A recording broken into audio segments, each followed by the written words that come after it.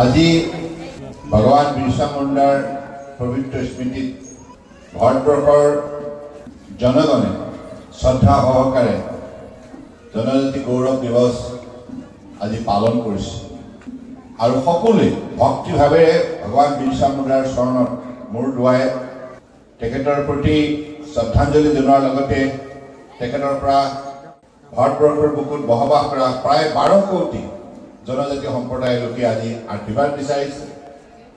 মাননীয় প্ৰধানমন্ত্ৰী নৰেন্দ্ৰ মোদী ডাঙৰীয়াই ভাৰতবৰ্ষৰ জনজাতি সম্প্ৰদায়ৰ লোকক সকলো ক্ষেত্ৰতে শক্তিশালী কৰাৰ নিমিত্তে যোৱা 11 বছৰে যিখিনি পদক্ষেপ গ্ৰহণ কৰিছে ইয়াৰ ভিতৰত অন্যতম আটাইতকৈ উল্লেখযোগ্য ঐতিহাসিক পদক্ষেপটো হৈছে 15 নৱেম্বৰ সমগ্ৰ ভাৰতবৰ্ষতে জনজাতি গৌৰৱ দিৱস ভগৱান বিৰচা মুণ্ডাৰ স্মৃতিত উদযাপন কৰা হ'ব।